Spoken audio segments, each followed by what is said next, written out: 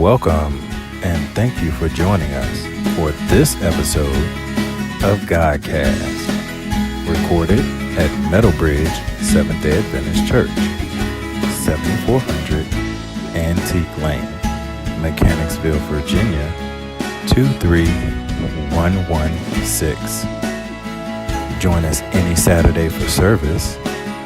Sabbath school begins at 11 a.m. and worship service begins at noon. We do hope to see you there. But until then, please sit back, relax, and enjoy this episode of GodCast. There's a seat waiting for you.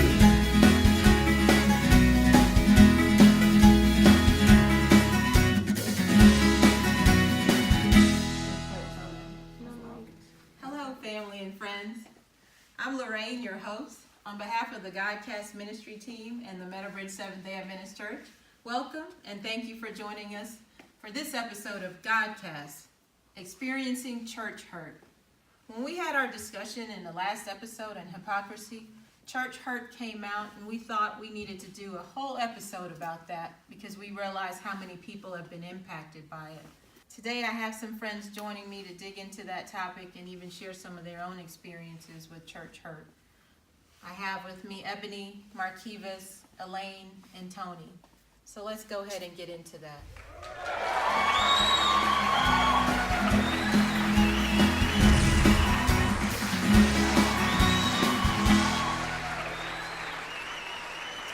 Thank you all for joining me today. I really appreciate you all taking your time. On our last episode, we talked with some friends about hypocrisy in the church and really outside as well. But it seems to be a word that's mainly thrown around in the church. Mm-hmm. And within that conversation, this idea of church hurt came up. And those were kind of connected for some people. And so because of the significance of that, we thought it would be a good idea to have a whole episode that just kind of focused on that. We know that there are people who have left the church, who've left God, even if you will, because of church hurt. And so we wanted to just talk about it and see, let's delve into it. So when I say church hurt, what does that even mean? I think for me, when I think of church hurts, I think about church should be a safe space for people to go and be themselves without being judged or being condemned. And you expect your leadership and you expect people to exemplify a certain life. And when you do make a mistake and stuff, you expect for them to treat you with compassion and sensitivity and some empathy. I think that's important. And my own experience, I have some experience where I've been, I guess, hurt by the church or hurt by some of the leadership or some of the things I saw. And I choose to kind of fall back from God because of that. I think the first time, I was like 11 years old, and I had a senior deacon in the church, and I kind of idolized the guy, to be honest with you, Mm-hmm. And I found out some things about him that kind of devastated me because he was telling me, you have to live this way, you need to live this way, you can't do this, you can't do that. And when I found out about it, I was, confused. But at the same time, I learned too that at the end of the day that he was only human too. And but it hurt me though. Mm-hmm. And it's almost like a moral injury for me because I idolized this guy. Mm-hmm. Wow. Anyone else? For me, church hurt is a little more than just you have a misunderstanding with somebody, or you're working on a ministry together and you maybe have a difference of opinion. I've experienced, where you kind of have a difference of opinion, but somehow you get past it. You work together, you have a ministry and a mission and something to accomplish. Where church hurt just feels more scarring, like more emotionally scarring. I forget those little disagreements and even who they were with. but somehow a hurt is something you just sort of always carry with you. Mm-hmm. And unless you really can get to the point of forgiving either the members or the pastor or the leadership, you just always carry it around, you know? And I think it's, for me, I had to really learn to just forgive, you know, some of the things that had happened. So that's what hurt is to me. It has a more permanent feel. Okay. Absolutely. I agree with Elaine. For me, church hurt, it's a breach of trust, which is much deeper Wow. than, like you said, much deeper than you and I have a disagreement. We have a difference of opinions. I trusted you with something.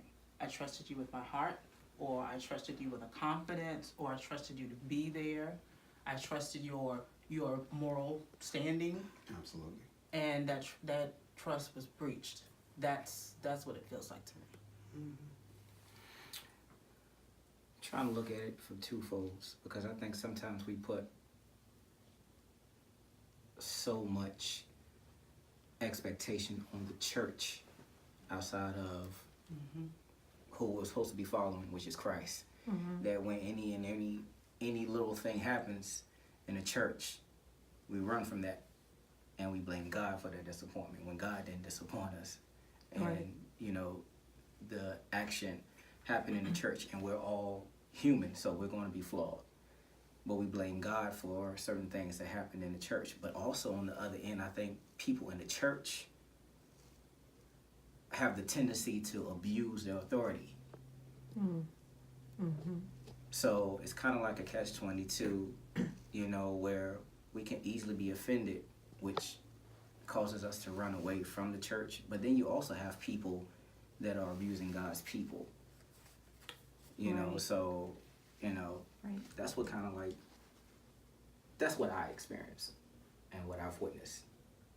You know? Can you share a little bit more about your experience?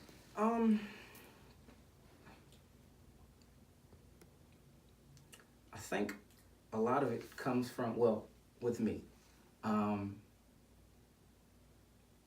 was blessed to be a part of a ministry that I saw the ministry grow from pretty much like 25 members to maybe like 3,000-4,000.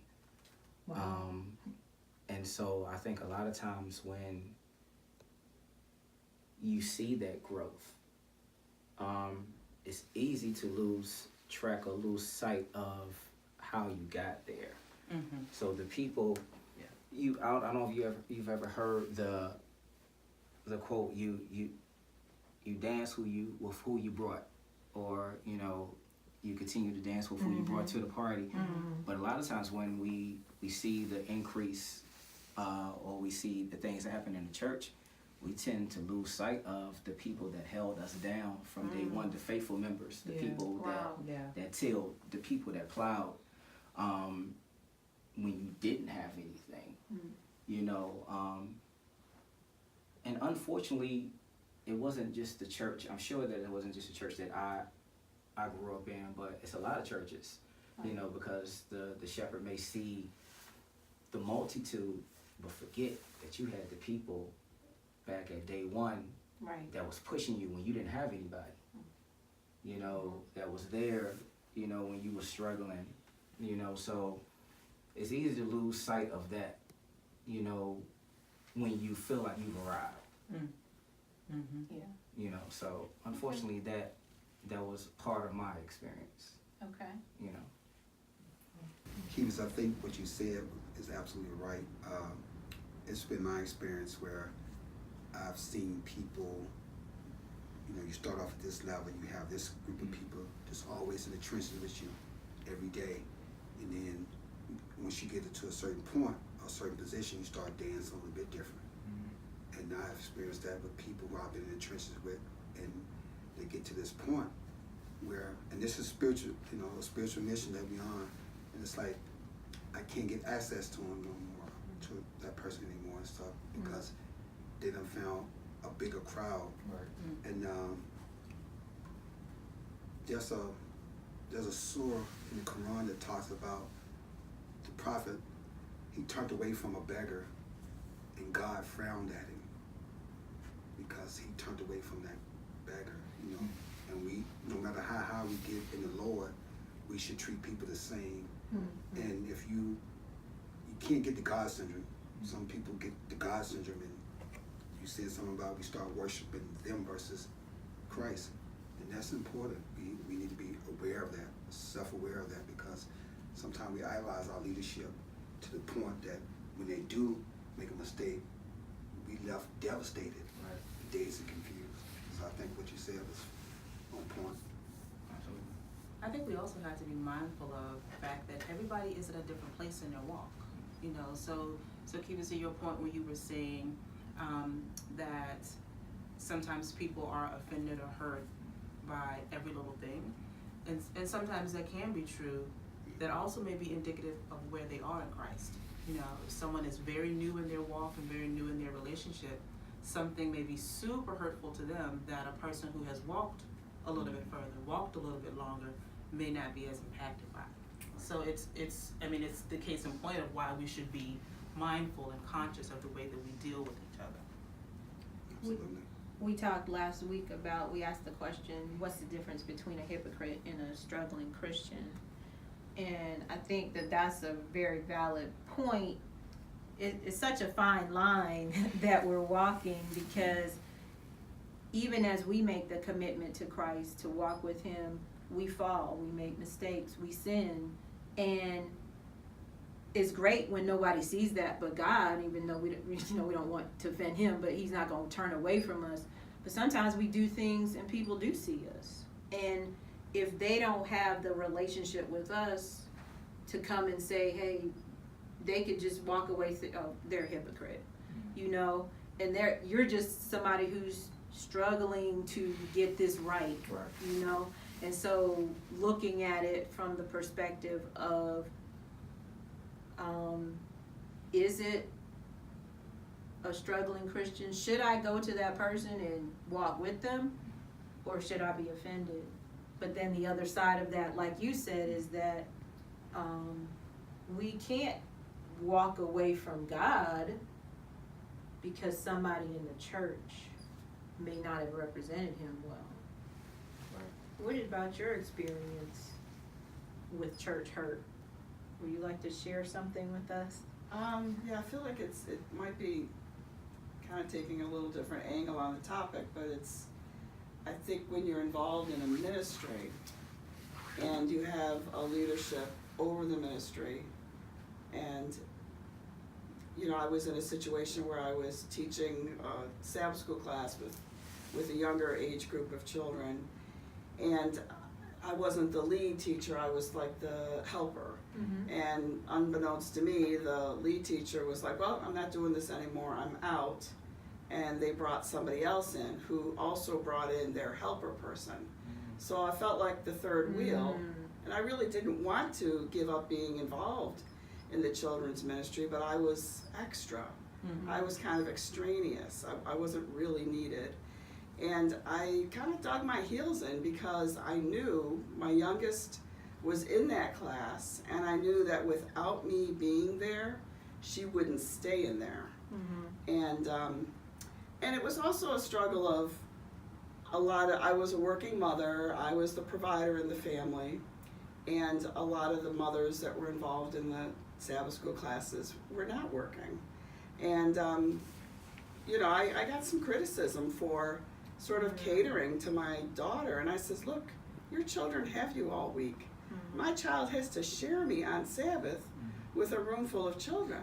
So this is difficult for her, and if I'm going to be involved, you know, I'm not going to punish her because you think I should punish her. So I sort of stood my ground on that, but then when it got so that I felt like I wasn't really needed, you know, I was in so many ways, even with a letter from the Sabbath school, the children's Sabbath school superintendent at the time, pretty much told that I didn't really need to be involved anymore. So I kind of felt fired. So I decided, all right, well, you know, after struggling for a whole quarter of trying to have a role with the group of children, I stopped. And my daughter refused to go into the class. So she lost out on the benefit of being in the Sabbath school class. So I still came to the church for Sabbath school. My older 2 children were in their classes. And my youngest and I, we just kind of hung out in the church. And, people would ask her, is she going to go to Sabbath school class? I said no. And of course, people would like pry and want to ask a lot of questions about why. And I just didn't really want to describe the hurt that I felt, and the fact that this had also impacted my child's participation as well. And, eventually it worked itself out, but the same individual who was the children's Sabbath school superintendent at a couple of other times, during our course of, being members here at the same church,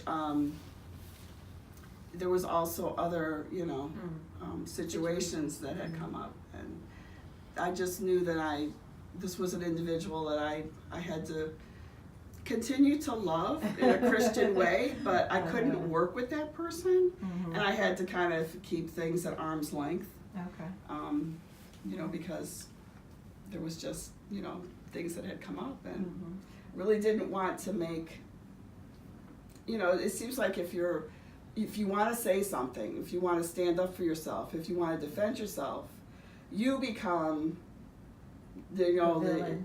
You become the villain. You become the angry voice in the quiet room, and you feel like you're targeted, versus, okay, if you're not really hearing, my experience, if you're not understanding my experience, well then it forces people to choose sides, and it just creates, okay, who's right, who's wrong, and then it gets to be church gossip, and it was like, I just had to put the brakes on that, So based on what you're saying, you just said you become the villain if you speak out.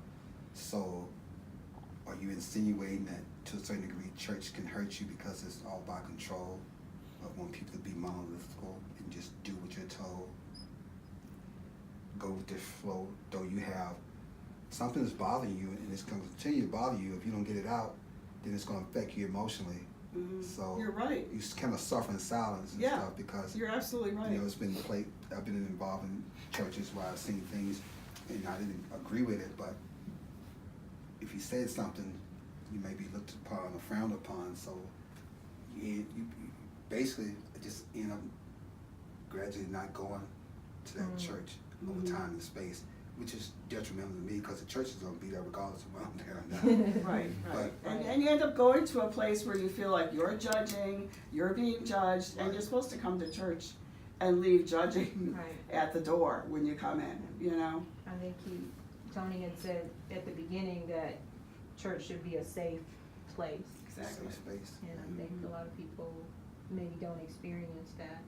You want to share your experience with us, Ebony? Yes. My situations was pretty difficult. The hurt that I experienced, the incident that I'm thinking of particularly, was difficult because it involved my child, and my children rather, and what I felt like was perpetrated against them by an adult in the church who I feel like should have handled the situation differently. And I really kind of struggled with how to handle that, how to address that situation, because this was the situation with my daughter was a new situation for them, but it wasn't new for me and this other individual, if that makes sense. And so I have had conversations with the person before about interactions and differences that we'd had, and for me, it wasn't that big of a deal. I was able to speak what I felt was my truth to that person and be okay with it. But when my daughters were involved, that was a different situation. Absolutely. And it was different because then, I'm trying to handle this situation as I feel Christ would want me to, but there's also some mama bear, right? Okay, because now you're messing with my kids. And so then that brings in a different dynamic, right? But at the end of the day, it is what I really had to think about, what is God called me to do in this situation? what is the Holy Spirit impressing upon me to do, and how do I handle this in a way that is honoring to God and that is edification for those who are involved. Because, you know, I hear what you all are saying about situations push us out of the church, you know, and sometimes we feel like, you know, we are villainized, or we feel like we're being judged. But I think that we have to ask God what He wants us to do in that moment, because we also have a responsibility to our brothers and sisters to speak the truth and say the way that you are handling the situation is ungodly. This is the way that it's affecting me, or this is the way that it's affecting the church, before we decide that we have to walk away. Because if we don't speak and no one speaks, then that behavior continues, and a person who may not be, as I said earlier, as far along in their walk may turn away from the church and be lost. So it really is a very, like you said, a fine line. You know, it's a difficult situation sometimes.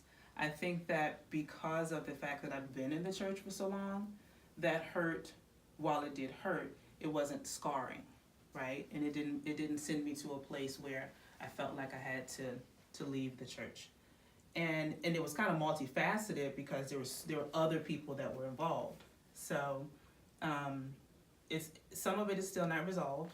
You know, I'm really asking God to give me some direction on how to handle still a part of it with a certain person. But, you know, I'm just trusting Him that He will give me what I need and show me how to handle it in a way that's not going to be detrimental to anyone.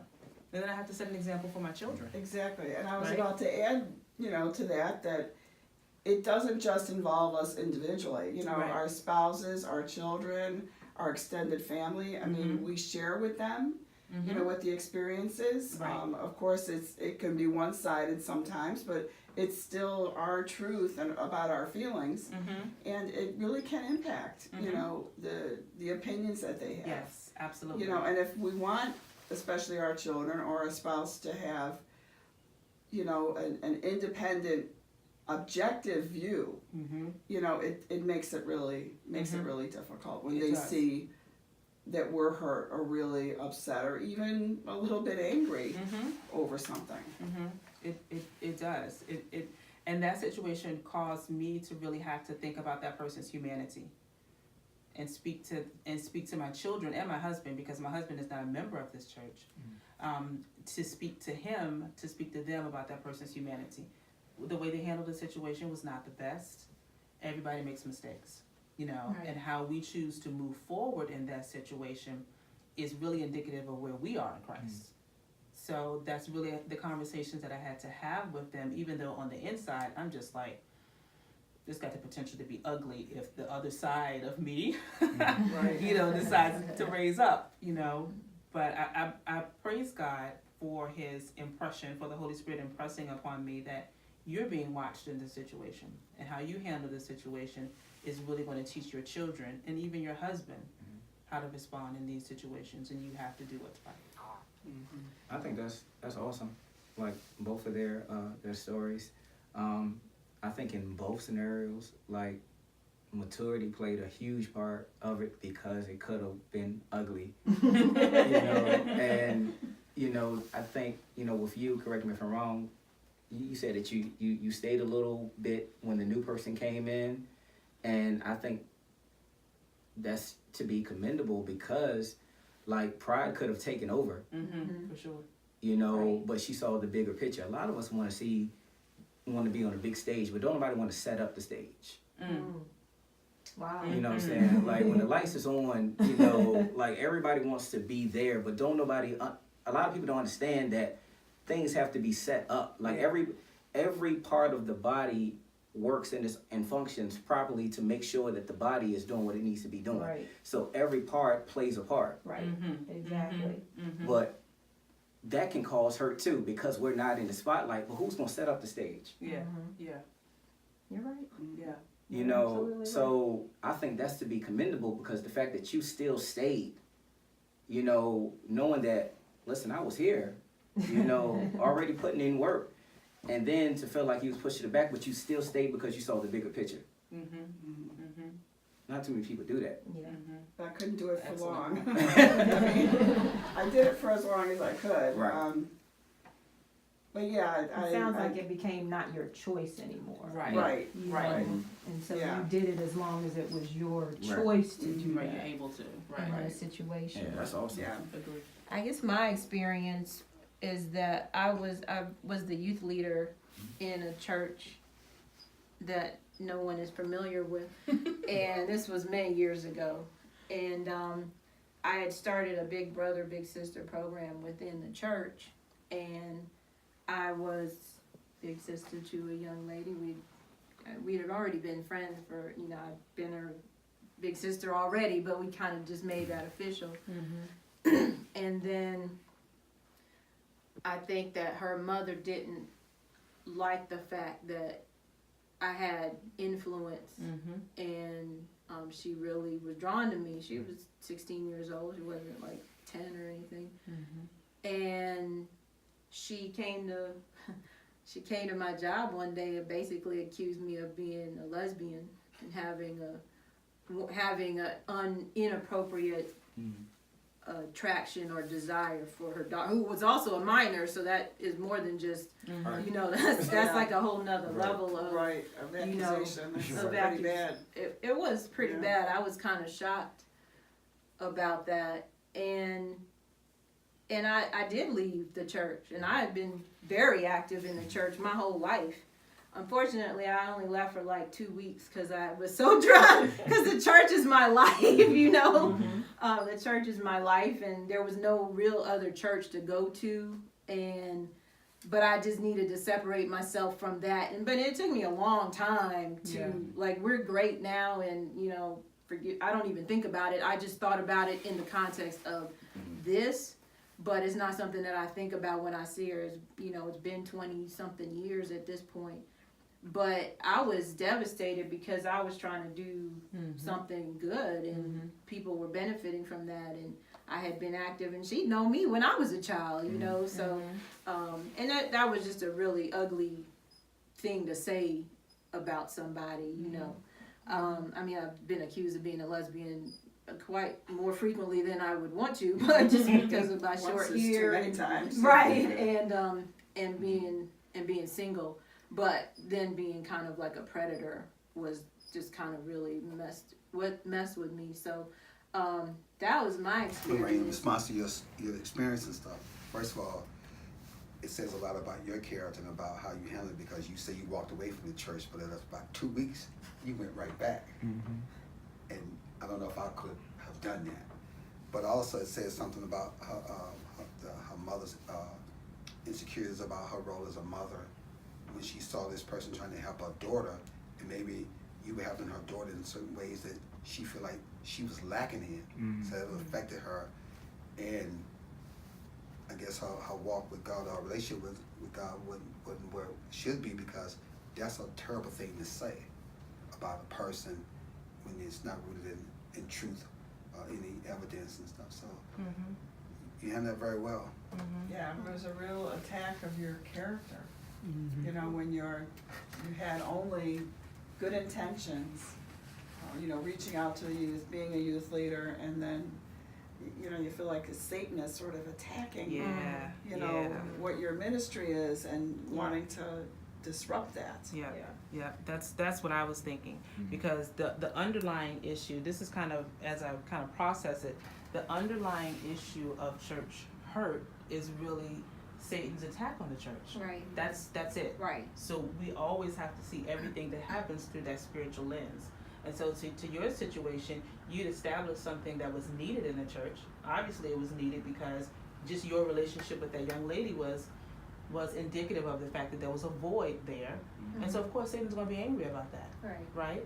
And so when we are thinking about the hurts that are perpetrated against us, and even when we're thinking about the hurts that we may perpetrate against each other or someone else, that underlying issue, where the root of it is Satan's his desire, his attempts to bring down the church. Right. And if we see it always through that spiritual lens, and then asking the Holy Spirit for His guidance, that is really where the restoration comes in.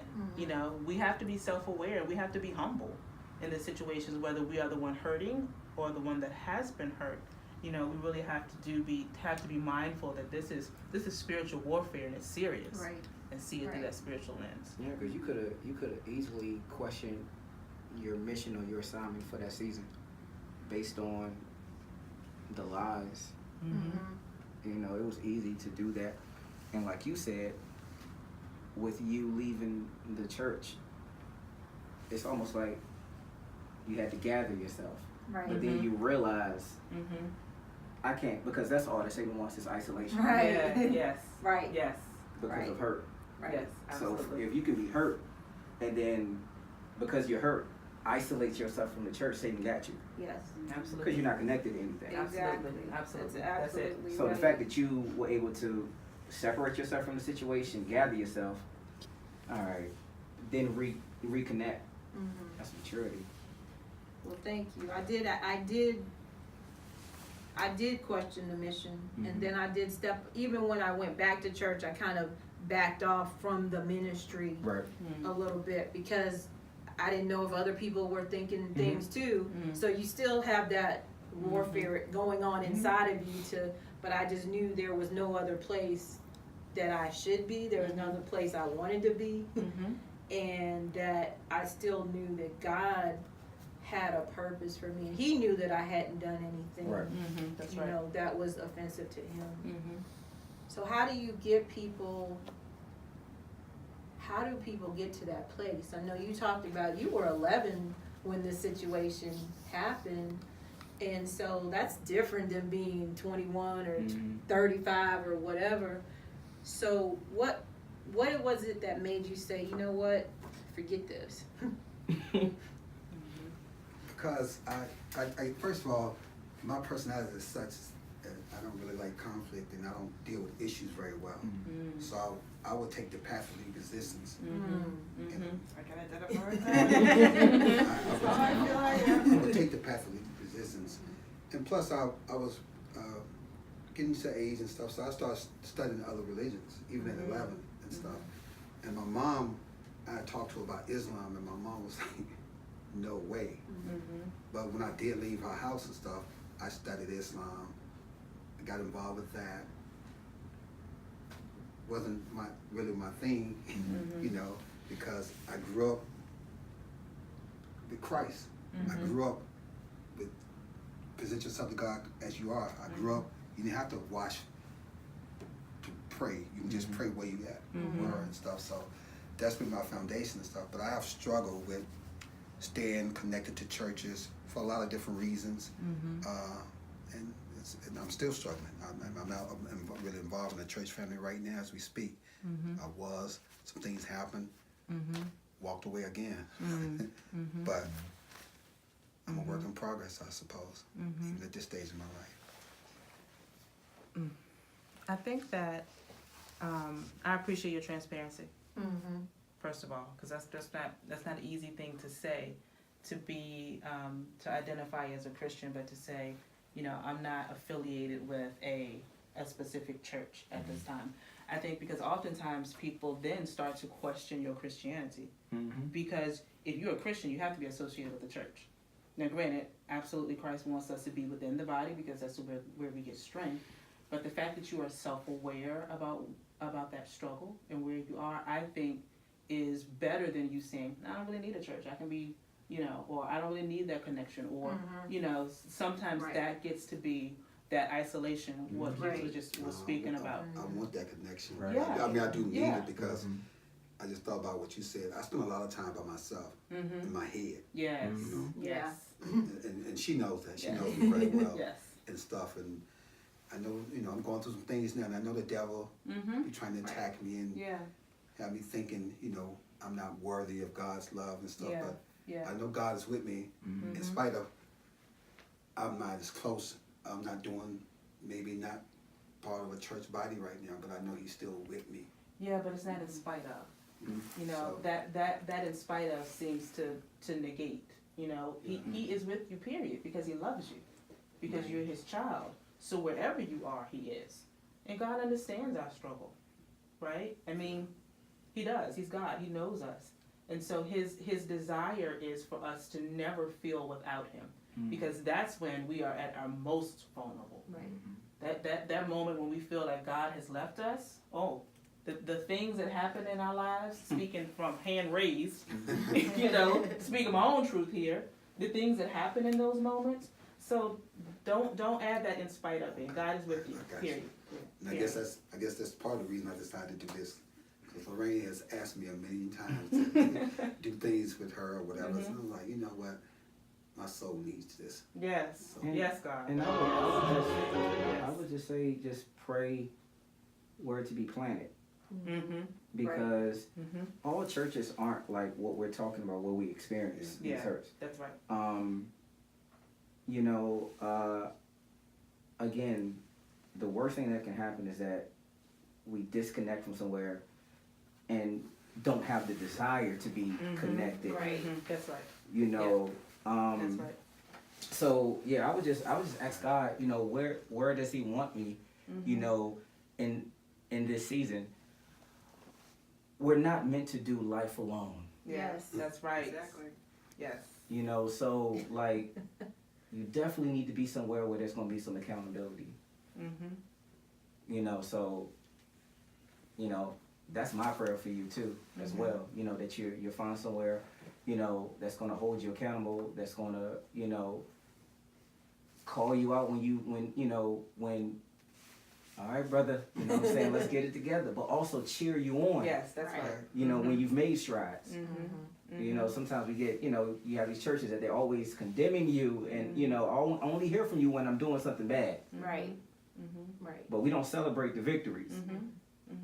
When I've accomplished some things. Right. Whether it be in the natural or in the spiritual. So like, you get there. I think when we're looking for a church, when we're looking to belong somewhere, our connection really needs to be with Christ first. Yes. We need to have that belonging with Him. When we're looking for a church to meet our needs, we're going to be disappointed every time. Yes. Every time we're going to be Say disappointed. that. Speak it. So I feel like when I'm feeling the most lost, that's when I need to do more reaching out. I need to get involved in a ministry. Agreed. I need to, get more active with my members and have that type of connection, Agreed. which is really more serving God. We're not here for the church to serve us. Right. We're here to serve God. Amen. Yes. In part 1 of GodCast, Experiencing Church Hurt, we wanted to understand this idea of church hurt and how our friends defined it and how they experienced it in their own lives. We knew when we decided to do this topic that there'd be a lot of people and a lot of stories that would resonate with it. Our participants came from different backgrounds, different lifestyles, different generations, even different churches. Yet they connected immediately on shared hurt that they'd experienced in the safe space of church. They were willing to share their experiences and their responses to those experiences with transparency and honesty. In part 2, we will talk about how church hurt impacts people, what the church can do to lessen the impact, and support those who've experienced it so that healing, not separation, is the outcome. You do not want to miss part 2. Thank you for joining us. If you have experienced church hurt, we believe that you can heal and be restored, and we would love to be a part of that. Leave your comments and questions below, or email us at mbsda.godcast@gmail.com, and someone from the ministry team will connect with you. Please subscribe to our YouTube channel, hit the notification bell so you will know when a new episode is posted. Like and share this program with others who may also have questions about doing life with God. Join us next time when we will ask more questions and seek more answers as we continue moving Godward.